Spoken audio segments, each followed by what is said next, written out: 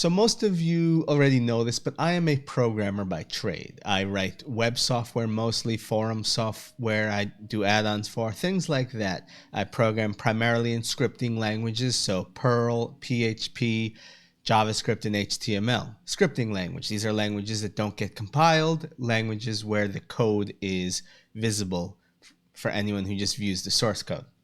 Nothing compiles, so don't have to deal with programming keys and pointers and things like that. But moving on. So when it comes to my programming style, there's actually a method I follow, and you're going to see that this method is a bit in keeping with my Stoic lifestyle. I spoke about Stoicism a few videos ago. And Stoicism you may see as a pessimistic outlook, a general negative outlook, but it's not actually that. What it is a realistic outlook. And people who follow Stoicism, Stoic people, tend to follow Murphy's Law. Murphy's Law is simple. It's an axiom that says anything that could go wrong will probably go wrong. And taking that in keeping with that ideal, my mantra when it comes to programming is very simple. It is a simple phrase. The end user is an idiot. What do I mean by this? What I mean by this is because I write in scripting languages, source codes are visible. As I'm writing a program, it's very easy to see where a bug could possibly happen. And I don't mean the simple bug like there's a typo or you're missing a semicolon, something like that. I mean a bug where if the end user did these 6 specific things, these 6 specific wrong things in the wrong order, it could cause a system to crash. You can very easily see when these things can happen when you're programming in a scripting language. And you may think to yourself, there's no possible way this would ever happen. Why would any user be dumb enough to do these 6 specific things in this 6 specific wrong orders and make that ever happen? In which case, let's go back to my mantra. The end user is an idiot. If you can see that that bug could possibly happen, you have to assume that the user will be dumb enough to make that ever happen. So you have to work around that. That's what I mean when I say the end user is an idiot. And so you work around the worst eventuality. That is a part of Stoicism. That is Murphy's Law. So examples of this in real life would be 21 years ago, we had the Y2K issue. The Y2K issue was overblown by the media. The media sells on fear. That's what they do. But dealing with Y2K is following Murphy's Law. It's assuming that the worst that could happen, so we have to deal with it. We need to fix it. So what do we have? We have things like panic buying. We saw a lot of panic buying this past week with the oil shutdowns, a lot of panic buying during the lockdowns. And what is panic buying? Panic buying is people preparing for the worst. This is not a pessimistic outlook. This is an outlook in preparation. This is a Stoic outlook. You may not know that it's a Stoic outlook, but that's what it is. It's preparing for the worst. It's not assuming that the worst is going to happen. It's hoping that the best happens. But if the worst does happen, you're going to prepare for it.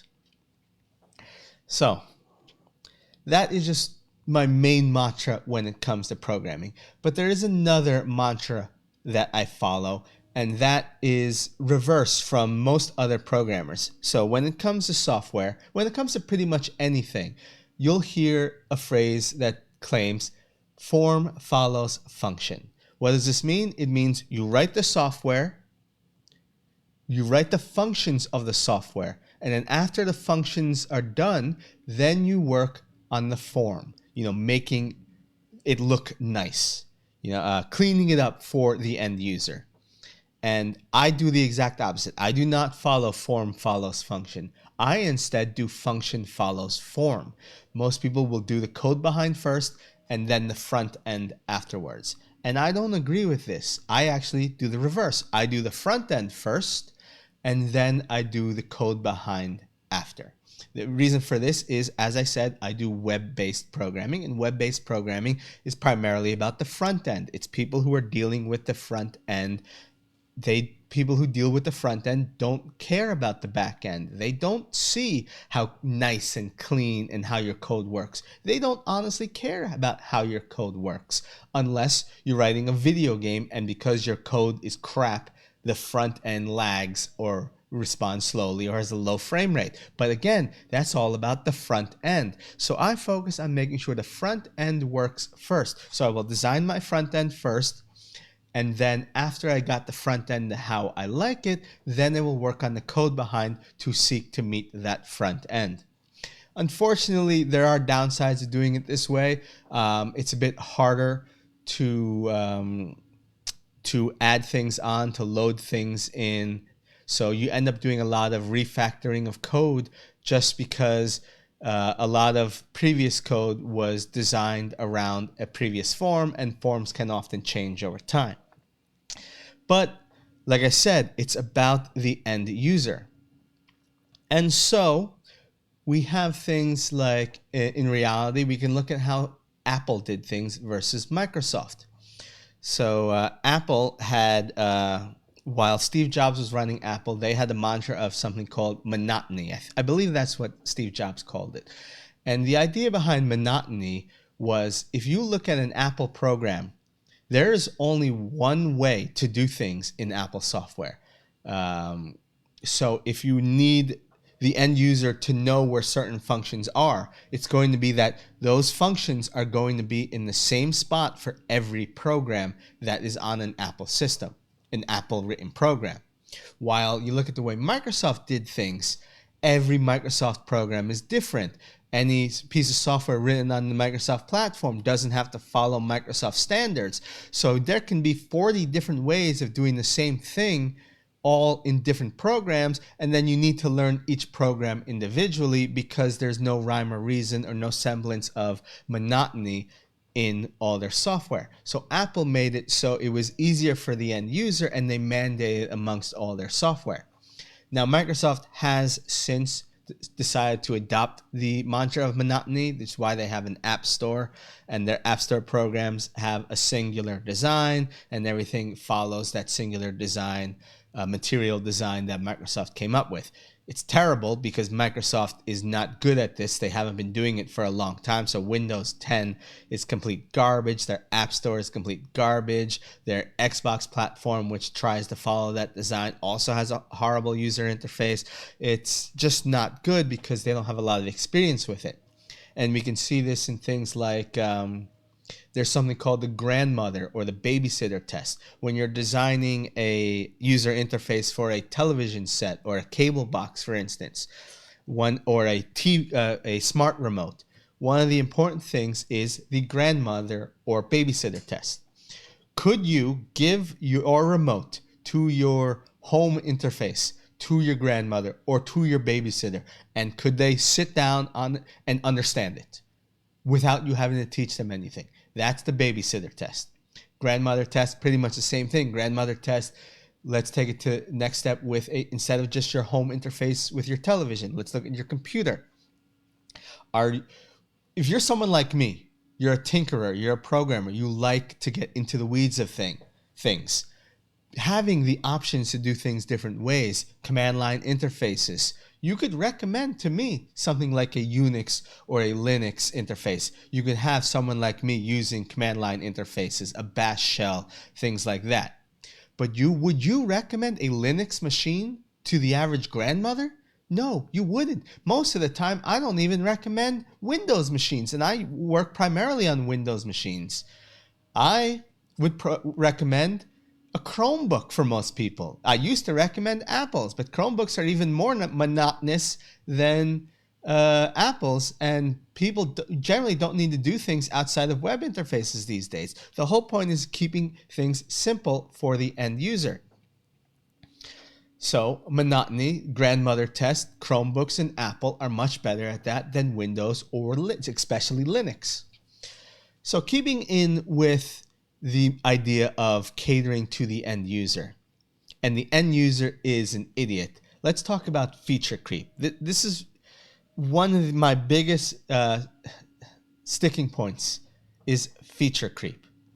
So as a programmer, I write a piece of software, And then an end user comes along. End user says, wouldn't it be cool if you could do this? Or I would like to be able to do this. Remember my mantra, the end user is an idiot. Many times the recommendations or the requests that the end user requests are terrible. And putting them in your program is actually a detriment to your program. And anytime you want to add something to a piece of software, the first question you should always ask is, does this make the program better for my end user? Does this make the user interface better for the end user? And it's not just the end user that requests these features. Sometimes it can be a boss or a client even. Sometimes it can just be yourself looking to add an extra bullet point to a checkbox on a sales list. More bullet points means my program is more feature rich. But that's not how I program. I program around keeping things as simple as possible. I find that less features can lead to a better program because of feature creep. Feature creep is, you may know as bloat. As you add more things to a program, more things that don't align with the general premise of the program, it can become a detriment to that program itself. So, whenever someone asks for a feature, I think, can I add this feature without it becoming a detriment to the rest of the program? Can I add this feature without becoming a detriment to the user interface, to the user experience? If the answer is no, I don't add the feature, no matter how much the end user requests it. And this can go beyond just general web programming and how I program. Video games are programs as well. A game came out about 3 or 4 years ago called Final Fantasy 15. I'm sure you know of it. It's one of the biggest game franchises in existence. Final Fantasy 15 is an awful, awful game.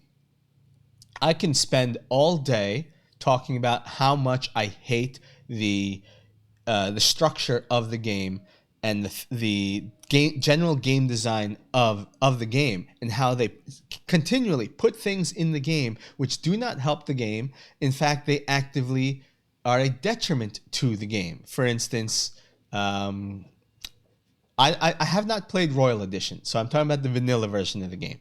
It has a stamina system. It added nothing to the game. All it did was slow the end user down. It did not.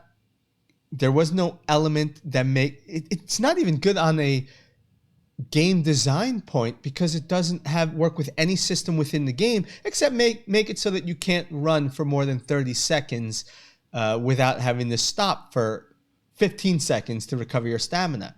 And you can't run during boss battles. That's about all it did. So it didn't actively add anything to the game. It did nothing but detract from the game. It shouldn't have been there. And there was no one along the line of the chain where 1,000 people who made this game, nobody stopped to think, should this actually be here? And that is a failure of game design. Now, don't get me wrong. As much as I say Final Fantasy 15 is an awful game, and I could spend all day talking about how awful it is, which I have done in my live streams where I stream video games, Final Fantasy 15 is still my favorite Final Fantasy game, because all the systems that work against each other that make it an awful game, somehow the individual pieces, while not good on their own, when put all together, did not detract from the overall experience. The overall experience, to me, was better than any Final Fantasy game that I've played. And remember, I come from the premise where before Final Fantasy 15, Final Fantasy 8 was my favorite Final Fantasy game. For the same kind of reason, I can talk about how Final Fantasy 8 is a terrible game, but the overall experience, the opera of it, the game story, and the music was just all so good that the terrible game designs weren't enough to detract from it. But this premise of avoiding feature creep is not just in programming or video games. You can take it in elsewhere outside of video games. So I want to talk about a movie which I think is probably the greatest movie ever made. And that movie is Casablanca. Now, Casablanca, I do not have any rose-tinted glasses for it. I have no nostalgia. I didn't see it for the first time till last year. Uh, but even though I have never seen Casablanca before, I found that I could quote the majority of the script. I knew so many of the lines of that movie that I did not know were from Casablanca. But the delivery, the lines, the writing was just so good. And if you've never seen the movie before, I highly recommend you watch it. The thing about that movie Casablanca is there is no extraneous dialogue in that movie. There's no extraneous scenes. Every piece of dialogue, every single scene serves a purpose. Everything that is in every scene serves a purpose. There's no wasted dialogue. There's even very little dialogue to explain things to the viewer. Things are explained in scene, mise en scène. So you can understand everything that's going on without having things handed to you. There are not lines that are there just to fill airtime. Every single piece of text on that script is there for a purpose. Nothing is wasted. It is lean. It is excellent. And it doesn't treat the end user like an idiot. Even though I said the end user is an idiot, it assumes that the end user is smart enough to figure things out on their own without having to laid things out for them. I know it's sort of a contradiction, but you really need to see the movie to understand what I'm talking about. But again, this is what I wanted to talk about: how expecting the worst, assuming the end user is an idiot, avoiding feature creep, avoiding bloat. It is part of the mantra of Stoicism and Murphy's Law. So that was it. Just a side note this week about how I live my life and how I design my code, and how it isn't just how I code, but how I see things in general, not just outside of software development, but in life in general and in media that I consume. Have a good night, guys. See you next week.